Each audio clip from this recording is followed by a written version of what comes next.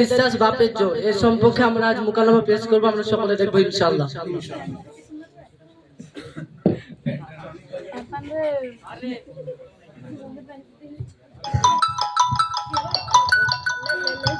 এই সময় কে ফোন করে? হ্যালো হ্যালো, হ্যাঁ হ্যাঁ, ওদিকের খবর কি? হোয়াট হোয়াট 2 লাখ টাকা কেন? আর 5 লাখ টাকা দিতে রাজি আছে। হ্যাঁ হ্যাঁ, ডান্সের প্রোগ্রামটা যেন ভালো হয়। গ্রামে আমার মান সম্মান বলে কথা, তোমরা তো জানো আমার কত সম্মান। হ্যাঁ, আমার অ্যাসিস্ট্যান্টকে বলছি তারা পাঠিয়ে দেবে। হ্যাঁ, বিকালের মধ্যে পাঠাবে বললো তো। ঠিক আছে।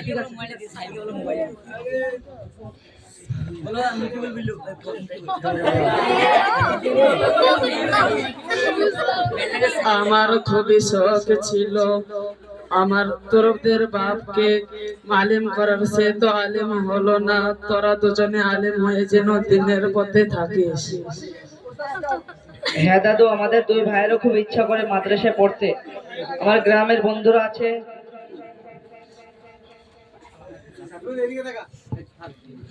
হ্যাঁ দাদু, আমাদের 2 ভাইয়েরও খুব ইচ্ছা করে মাদ্রাসায় পড়তে। আমার গ্রামের বন্ধুরা আছে, তারাও মাদ্রাসায় পড়ে এবং 5 ওয়াক্ত নামাজ পড়ে। কতই না ভালো লাগে দেখতে। আমাদের 2 ভাইয়েরও খুব ইচ্ছা করে মাদ্রাসায় পড়তে, কিন্তু আব্বুকে আমাদের ভর্তি করবে। আব্বু ভর্তি করবে না কেন? আব্বুকে যদি আমরা জোর করি ঠিক ভর্তি করবে। তোমরা এখানে কি করছো 3 জন মিলে? আর এসব হুজুরদের মতন আসার পোশাক কেন তোমাদের? আব্বু, আমাদের 2 ভাইয়ের একটা আবদার ছিল। ছোট থেকে তো তোমাদের সব আবদারই পূরণ করেছি। আমার তো টাকা পয়সা তো অভাব নেই। বলো কি আবদার? আমরা 2 ভাই মাদ্রাসায় ভর্তি হতে চাই। How dare you! তোমাদের সাহস কি করে এসব নোংরা কথা মুখে নিও? এসব কুবুদ্ধি তোমাদেরকে কে দিচ্ছে? নিশ্চয়ই বুড়ো আবার তোমাদের মাথা টাকে খাচ্ছে। ছোটবেলাতে আমাকেও বলছো মাদ্রাসাতে ভর্তি হও, মাদ্রাসাতে ভর্তি হও। আজ আমি এই বুড়োর কথা শুনিনি বলে আজ আমি ইঞ্জিনিয়ার। আব্বু, আপনি দুনিয়ার লোভ লালসায় ডুবে আছেন। আমরা যদি মানুষকে খারাপ পথ থেকে ভালো পথে আনতে পারি এবং জাহান্নাম থেকে জান্নাতে আনতে পারি, কতই না ভালো হবে। জান্নাত জাহান্নাম বলে এসবগুলো কিছু হয় না, এগুলো মানুষের অন্ধবিশ্বাস। আব্বু, আপনি দুনিয়ার লোভ লালসায় ডুবে আছেন। আপনি কি একবার ভেবে দেখেছেন আপনি মরার পরে জান্নাত যেতে পারবেন? ছোট মুখে বড় বড় কথা, তো সাহস কি করে হয়? বাপ সিরাজুল, ওদের মারিস না, ওরা তো ঠিকই বলছে। তুমি চুপ করে থাকো।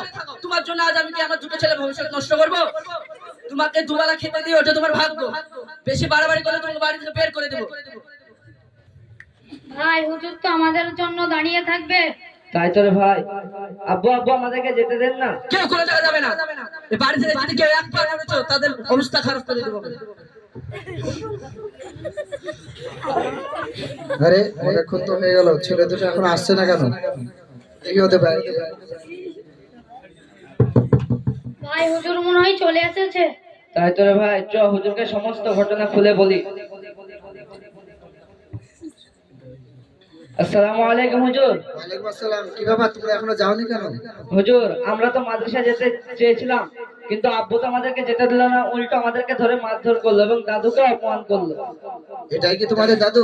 হ্যাঁ হ্যাঁ বাপ, আমি তো আমার ছেলেকে বুঝে পারলাম না। তুমি যদি আমার ছেলেকে বুঝে এদেরকে মাথায় নিয়ে যেতে পারো, চেষ্টা করে দেখো।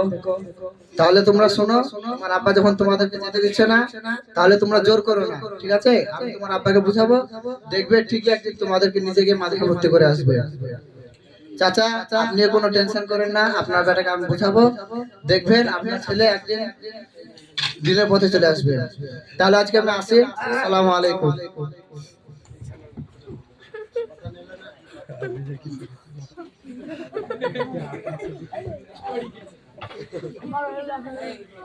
আউযু বিল্লাহি মিনাশ শাইতানির এত সাত সকালে এসব আওয়াজ করতেছে, এখনো তো কারো ঘুমে ভাঙে না। এলা সাইড সাফিরের ঘর থেকে আওয়াজটা আসছে না, তা তো ঘরে যেয়ে দেখি তো। এই তোমরা এগুলো কি করছো? আব্বুজান, আল্লাহর কালাম কোরআন শরীফ পড়ছি। কোরআন শরীফ এখন পড়তে হবে না, ওটা বাদ দাও। সামনে তোমাদের মাধ্যমিক পরীক্ষা, সে মাধ্যমিকের পড়া না পড়ে তোমরা কোরআন শরীফ পড়ছো। মাধ্যমিকের পরীক্ষাতে যে কি লিখবে? আব্বু, দুনিয়ার শিক্ষার থেকে আখিরাতের শিক্ষা অনেক ভালো। নিশ্চয়ই আবার সে বলে তোমাদের মাথা টাকা খেয়েছে। আমি বুঝতে পারছি তো, সে বুড়ো আবার নিশ্চয়ই তোমার মাথা টাকা খেয়েছে। ছোটবেলাতে আমারও মাথা খেত না। বুড়োর একটা ব্যবস্থা করতে হবে, বুড়োকে বাড়ি থেকে বের করতে হবে। আব্বা আব্বা আব্বা, কি হয়েছে বাপ সিরাজুল, চিল্লাছিস কেন? তোমার কি কারো কথা যায় না? তুমি কি বুঝবে না? তোমার জন্য কি আমি আমার দুটো ছেলে ভবিষ্যৎ নষ্ট করব? তোমাদের বাড়িতে রাখবো না। চল বেরো বেরো বেরো বেরো। দাদুকে বের করে দিচ্ছ কেন? তোরা চুপ করে থাক। ভাই আব্বু আব্বু দাদুকে বের করে দেওয়া খুব ভুল করলো। হ্যাঁ রে ভাই,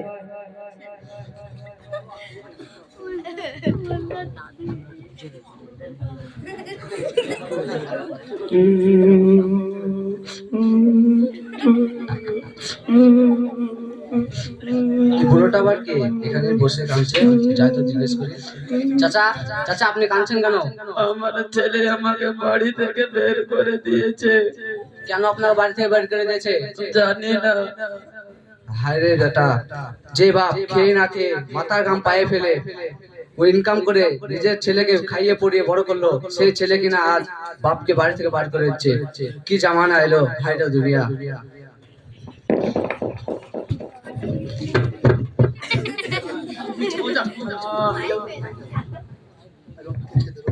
হ্যাঁ হ্যাঁ 2 মিনিটের মধ্যে পৌঁছাচ্ছি। হ্যাঁ হ্যাঁ আজ অনেক দেরি হয়ে গেল অফিস যেতে। হ্যাঁ হ্যাঁ 2 মিনিটের মধ্যে পৌঁছাচ্ছি।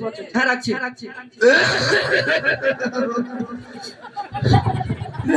লা ইলাহা ইল্লাল্লাহ কালামালা ইলাহা আল্লাহ আল্লাহ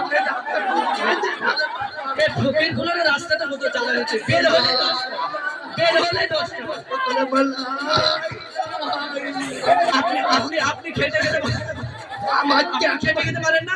আমার জ্ঞান বাবা, আমি খাইতে পারি না বাবা। আপনি যেরকম দেখো আপনার ছেলেটাকে নষ্ট করছে। আপনার ছেলেটাকে নষ্ট করছে। করতে পারে না বাবা। হ্যাঁ, আমার কাছে টাকা পয়সা নেই। যাও বাবা, যাও। আপনার নোংরা আমার জামাটা সাহস কি করে হয়? দর্শকরা তোমরা দেখতে তো পাচ্ছ, আর টাকা আছে বলে দান আজকে আছে বলে দান করছে না গো। তাহলে মাল্লা আল্লাহ আল্লাহ গো আল্লাহ আমরা পুরাই আল্লাহ এ মা বোনেরা আল্লাহ।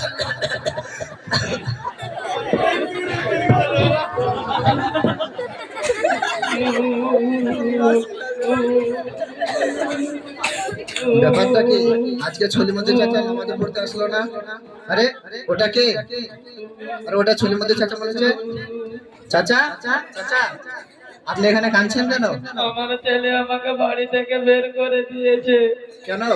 জানি না। ইস হায় রে দুনিয়া, যে বাবা খেয়ে না খেয়ে মাথার ঘাম পায়ে ফেলে নিজের ছেলেকে ইঞ্জিনিয়ার বানালো, সে আব্বাকে বাড়ি থেকে বের করে দিয়েছে। চলেন আমি দেখছি। আসেন, আসেন।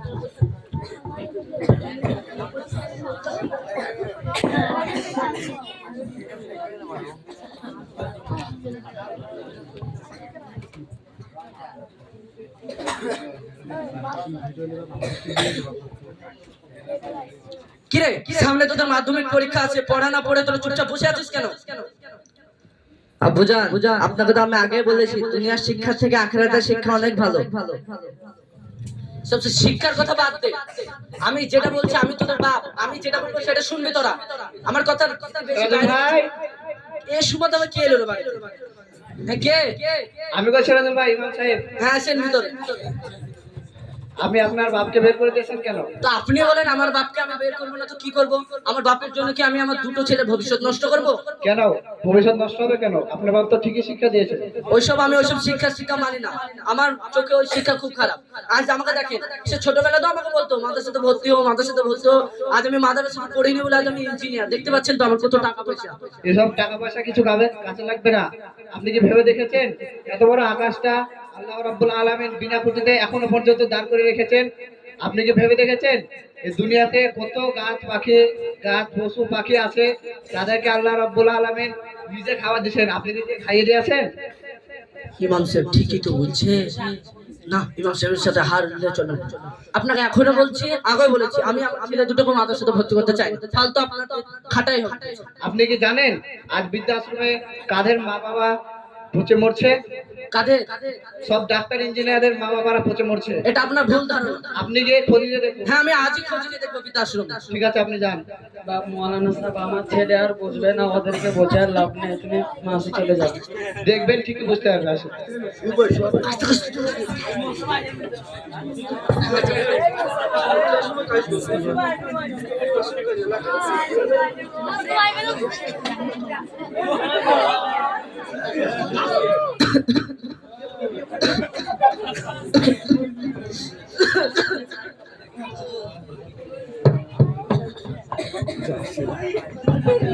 অনেক তো বৃদ্ধাশ্রম দেখলাম, এটা লাস্ট পর্যন্ত বৃদ্ধাশ্রমটা দেখে যাই। হ্যালো, কে আসলে? আমাকে চিনতে পারছো না? সিরাজুল ভাই, হ্যাঁ। আসেন আসেন, হঠাৎ করে আমাদের বৃদ্ধাশ্রমে আসলেন? কাজ আছে আপনাদের বৃদ্ধাশ্রমে। আপনাদের বৃদ্ধাশ্রমের লিস্টটা কি পাওয়া যাবে? হ্যাঁ, পাওয়া যাবে, বসেন বসেন। নেন ভাই, এটাই আমাদের বৃদ্ধাশ্রমের লিস্ট।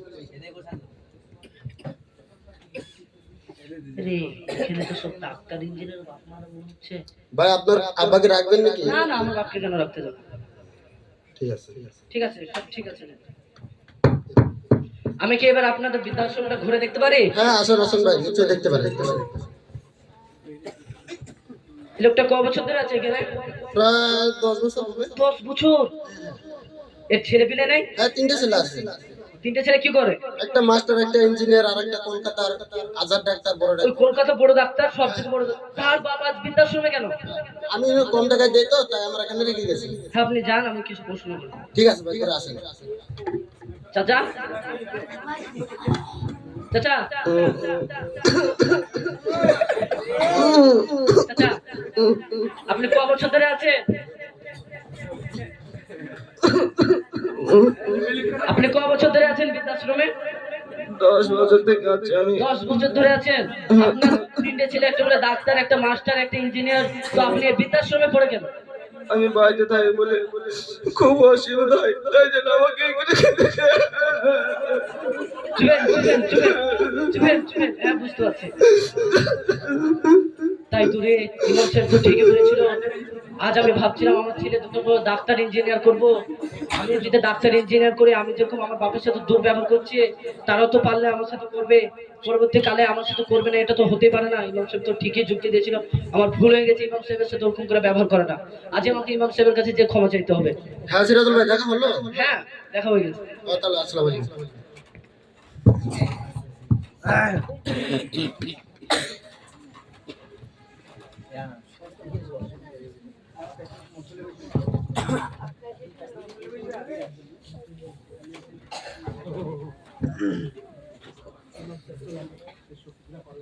ইমাম সাহেব তো নামাজ পড়ছে, একটু অপেক্ষা করি।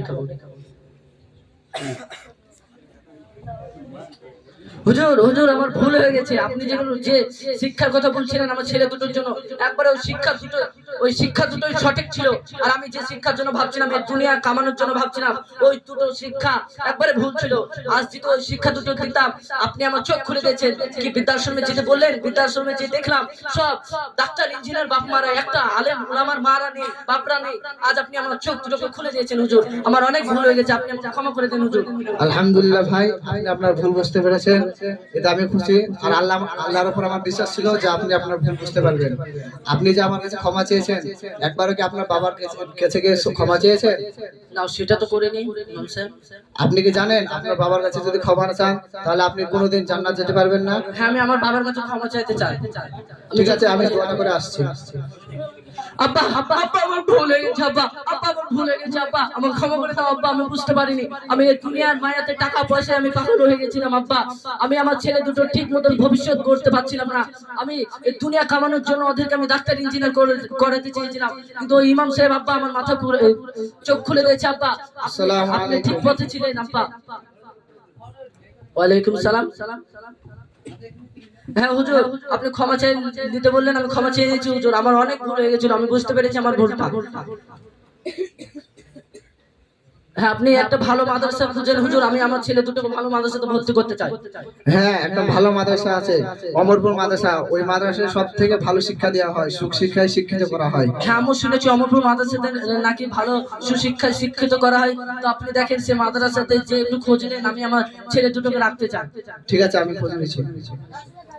দেখেন আজকালকার জামানার এগুলো আমরা তুলে ধরলাম, ইতিমধ্যে যদি ভুল ত্রুটি হয়ে থাকে তো আমাদেরকে ক্ষমা করে দেবেন।